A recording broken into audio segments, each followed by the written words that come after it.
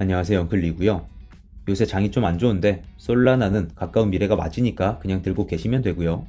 이와 반대로 지금 이더리움은 위기의 순간이다 라고 생각해요. 진짜 위기는 지금이 위기인지 모를 때다. 현재 이더리움 상황에 딱 맞는 말인 것 같아요. 불장이 시작된 23년도 4분기부터의 상승률인데요.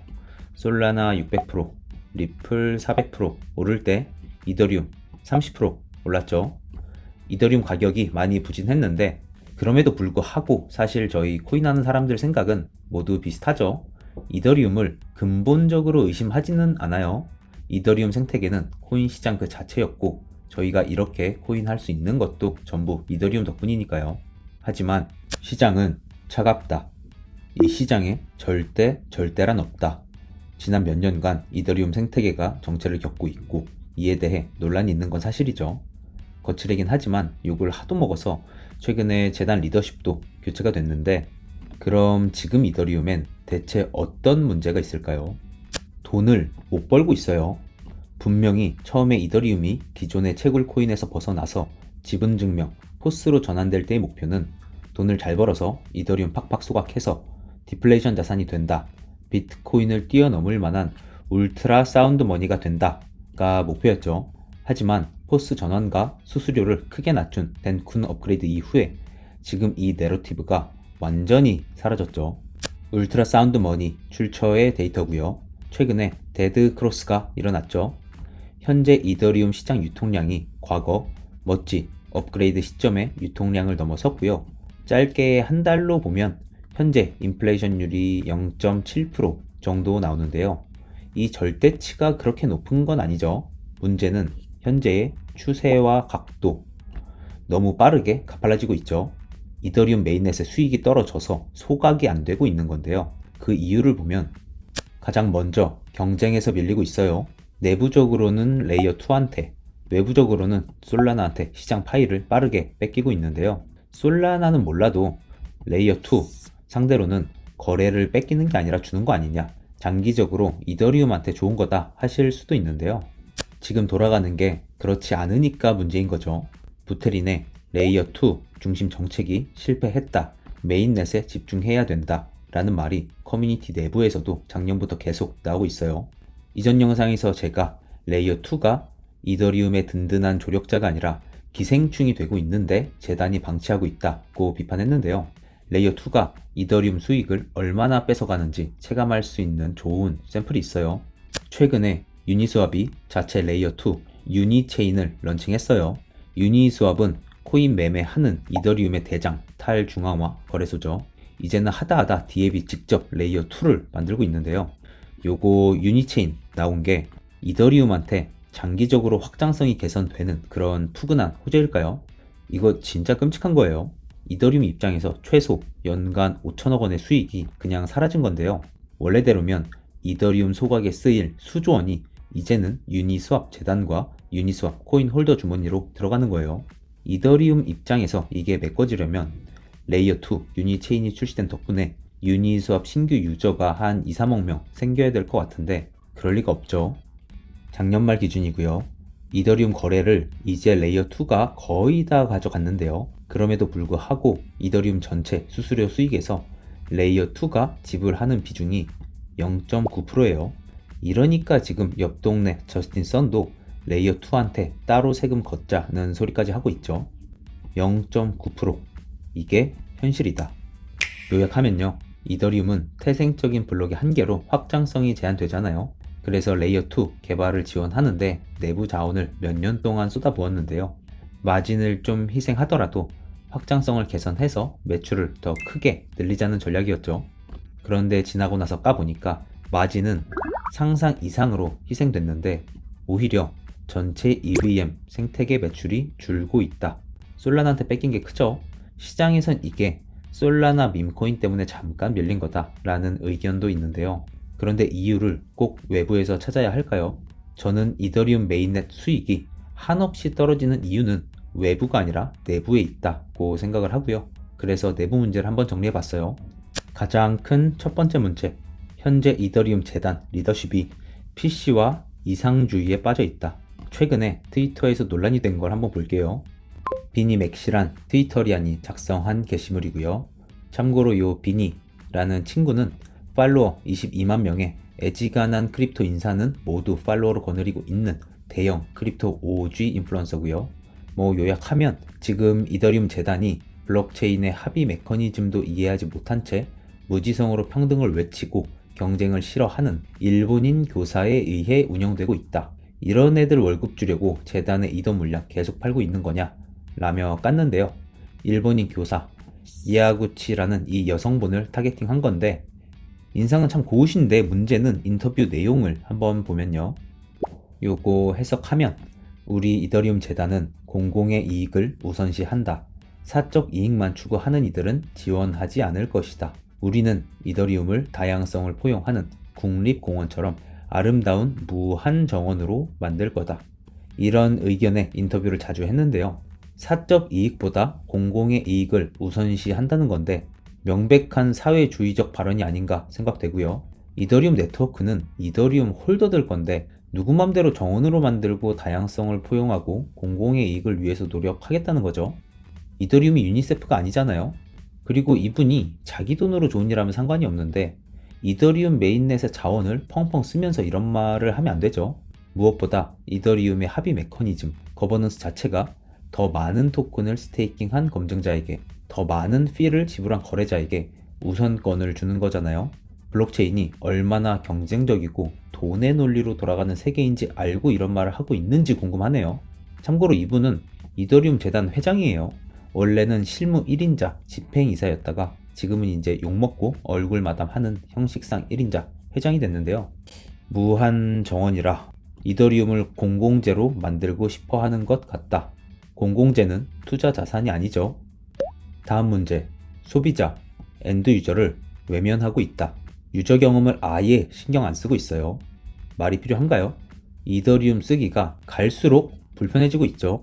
수수료는 조금 싸지긴 했는데 이게 진짜 어쩌다 이렇게 됐는지 4년 전보다 지금이 더 불편해요. 공부를 해야 쓸 수 있는 지경에 이르렀다. 뭐 하나 하려고 하면 지갑 설정 직접 바꿔야 되고 브리칭도 최소 2번 해야 되고 그 과정에서 내용도 제대로 안 알려주는 불안한 승인 요청만 5번 컨펌 눌러야 되죠. 그리고 거래를 위한 수수료 뿐만 아니라 브릿지를 위한 수수료도 따로 준비해야 되고 그마저도 브릿지 앱에 따라 지원하는 레이어2 체인이 달라서 이것도 따로 찾아봐야 돼요. 코인만 보고 사는 저도 질려서 점점 손이 안 가는데요. 이거 이런 식이면 일반 대중들은 못 써요. 이더리움은 D의 플랫폼이고요. 애플의 iOS, 구글의 안드로이드 같은 거죠. 무슨 말이냐면 유저가 쓰기에 불편하면 아무것도 소용이 없어요. 사람들이 안 쓸 테니까요.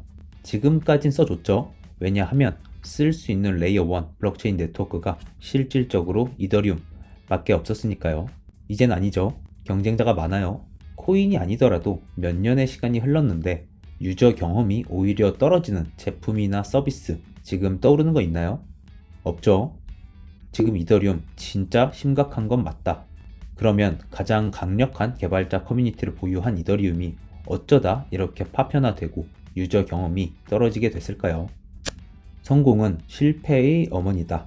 너무 빠른 성장 뒤에는 항상 후환이 따르죠. 코인 시장 전체 시총 5천조고요. 비트코인 시총 빼면 2,500조, 이 중 80%가 직간접적으로 EVM 호환이기 때문에 현재 이더리움 생태계는 한화로 2,000조 원, 한국 GDP와 맞먹는 경제 규모인데요. 덩치가 이렇게 빠르게 커져서 사실 이젠 관리가 힘들어요. 이 속에 얼마나 다양하고 복잡한 이해관계가 얽히고 설켜 있겠어요. 진작에 4년 전 레이어2 개발을 시작할 때 기술 로드맵 뿐만 아니라 생태계 경제 정책을 더 신중히 세워놨어야 했는데 그러지 못했다. 저희한테 익숙한 스타벅스를 예로 들어 볼게요. 좀 단순했고요. 스타벅스가 한국 사업을 신세계한테 외주 맡긴 것처럼 이더리움이 레이어2한테 롤업 외주를 맡기고 있죠. 스타벅스 미국 본사는 한국 신세계 그리고 점주들이 스타벅스의 브랜드 가치를 훼손하지 않도록 하는 매장과 고객 관리를 철저히 하도록 유도하는 정책과 시스템을 갖추고 있죠. 하지만 이더리움은 현재 아무것도 없다. 제가 볼 땐 그냥 리테일이 뒷전인 거예요. 한번 떠난 고객은 돌아오지 않는데 무슨 자신감으로 배짱 부리는지 모르겠네요. 마지막, 부테린 독재. 이더리움이 기술적으로는 탈중앙화 되어 있을지 몰라도 문화적, 사회적으로는 매우 중앙화되어 있다. 부테린이 모든 걸 결정한다. 최근에 재단 리더십이 교체됐는데요. 별로 의미는 없어요. 왜냐면 어차피 여전히 모든 걸 부테린이 다 결정하고요. 이렇게 리더십이 바텀업으로 결정되지 않다 보니 재단의 이해와 전체 커뮤니티의 이해가 안 맞을 때가 많은데요. 하나의 예로 작년 말에 태국 대부콘 행사에서 이더리움 재단 넘버원 연구원 저스틴 드레이크가 기가 차는 말을 해서 커뮤니티의 민심을 잃었는데요. 이분이 대부콘에서 이더리움 3.0 로드맵을 제시했는데 들어보니까 그게 5년짜리 계획이야. 국가 재건 사업도 아니고 장난하나요? 코인판에서 5년이면 현실 세계 체감으로는 50년쯤 되죠. 장난이 아니라 진짜 그렇잖아요. 이더리움 홀더들은 지금 답답해 죽겠는데 5년짜리 계획을 구상한다는 걸 듣고 이때 많은 투자자들이 엄지가 아니라 중지를 지켜 세웠다. 정리하면요. 현재 이더리움은 재단의 이상주의로 인한 경쟁력 유출, 리테일 등한시에 따른 유저 경험의 저하, 부테린 장기 독재로 인한 커뮤니티의 분열 등의 문제를 겪고 있고요. 독점하던 시장 파일을 거의 다 내어줬어요. 솔라나는 말할 것도 없고 신생 레이어 1인 수이와 레이어 2인 베이스한테까지 유저를 뺏기고 있는데요. 이런 이더리움의 상황이 제 눈에는 과거 구소련의 몰락과 매우 비슷하게 겹쳐 보여요. 마침 부테린이 러시아인이긴 하네요. 시장에서 심상치 않은 징조가 계속 나오고 있는데요. 올해 25년 2월 초 트럼프 관세 공격 뉴스가 처음 뜨면서 시장 크래시가 한번 일어났죠. 이때 크립토 역대 최대 청산이 일어났는데요. 사실 별일도 아닌데 FTX 때보다 더 큰 청산이 발생했어요. 그런데 그걸 주도한 게 이더리움이었다. 비트보다 이더리움에서 청산액이 더 컸다. 다들 아시겠지만 마진은 보통 비트 거래량이 훨씬 많아요. 단순히 시장 충격으로 하락했으면 비트가 청산액이 훨씬 더 컸어야 됐죠. 현재 이더리움이 얼마나 취약한지 시장이 말해주고 있는 거라고 보이는데요. 끝으로 이더리움 재단의 반론, 의견도 한번 볼게요. 솔라나의 경쟁자는 사실 이더리움의 레이어 2지 레이어 1 자체가 아니다. 이더리움 레이어 2가 지연 시간과 처리량에서 솔라나를 초월할 것이다. 이미 작년부터 솔라나가 여러 지표에서 이더리움 베이스 체인과 수십 개의 레이어 2를 모두 다 합친 것보다 더 큰 성과를 내고 있는데 우린 애초에 급이 다르다 이런 말 하는 건 너무 오만하죠. 그리고 핀트를 잘못 잡고 있어요. 지금 이런 기술이 문제가 아니죠. It's the economy, stupid. 이 바보야. 문제는 경제야. 92년 미국 대선에서 빌 클린턴이 아빠 조지 부시를 누르고 당선될 때 내세운 유명한 캐치프라이즈죠. 지금 이더리움 재단한테 해주고 싶은 말이에요. 경제 정책이 없다. 복잡하게 얽힌 네트워크 참가자들의 이해관계를 일치시키는 경제 정책이 매우 시급하다. 여기서 이더리움 가격이 더 부진하면 홀더고 검증자고 프로젝트 팀들이고 차례대로 다 떠난다. 지금도 많이 떠나고 있죠. 저는 부테린이 오늘의 문제를 무시하고 내일의 청사진과 이상에만 매몰되어 있다고 보고요. 이제 그만 방향키를 놓고 이더리움 커뮤니티에 이더리움의 운명을 온전히 맡기는 게 옳은 시기라고 생각해요. 그게 진짜 크립토 정신이고 그런 방식으로 이더리움이 스스로 계속 나아가는 게 맞죠. 파운더는 파운더일 뿐 박수 칠 때 떠나자. 여기까지 해서 이더리움 커뮤니티 내부에 어떤 문제가 있어서 매출과 수익이 줄어들고 가격이 이렇게 지지부진한지 설명드렸고요. 일단 지금은 내부적으로 해결될 기미가 보이지 않지만 또 시간이 지나면 모르죠. 제가 계속 팔로우업을 할 테니까 찾아와 주시고요. 시장과 개별 코인에 대한 저의 생각은 시시각각 텔레방에 올리니까 고정 댓글 링크로 들어와 주시고요. 엉클리였고요. 긴 영상 시청해 주셔서 감사하고 다음 영상에서 뵐게요.